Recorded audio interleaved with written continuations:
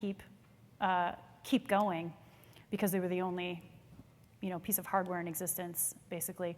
And yeah, I don't have like this awesome easy answer for it other than our tooling sucks for documentation. So if NASA came up with a really great user interface for making better documentation, that would really help our industry.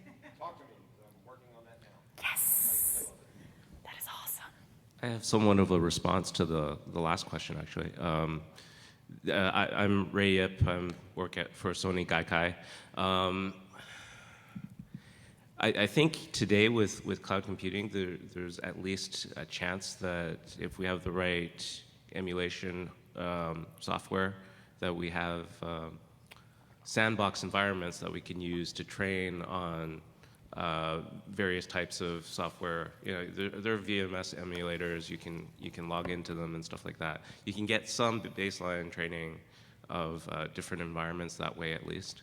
I've in particular have been interested for a while, but I haven't had time to work on making something that's more like a flight sim for specific failure scenarios. So actual failure scenarios where you have a root disk that's failed and you're trying to figure out how that impacts the system. Yeah, or that a would be performance fantastic. failure scenario or something like that. Yep. It's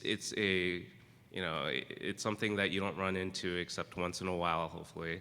And depending on the complexity of the system, it's quite hard to replicate in an environment, in a controlled environment.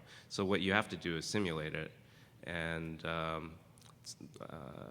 there are various techniques you can use to try and do that, but Yeah. a lot of it involves gathering data from the actual incident that you're trying to simulate. Right. Yeah, that is a fantastic idea. One of the things that I threw out sort of as a joke in the education workshop was that we should have broken virtual machines that we share on Amazon, and then hope that people don't use those, to actually run systems. But I'm sure we could mark them, Anyway, I think that's a really great idea. It reminded me, actually, I was watching some really terrible television last night, and they were showing people who, before they do their first helicopter flight, one of the things that they have to do is get into a pool with some other guys and get in this harness thing, and they have to get themselves out of this cage, simulating a crash, basically, a water landing.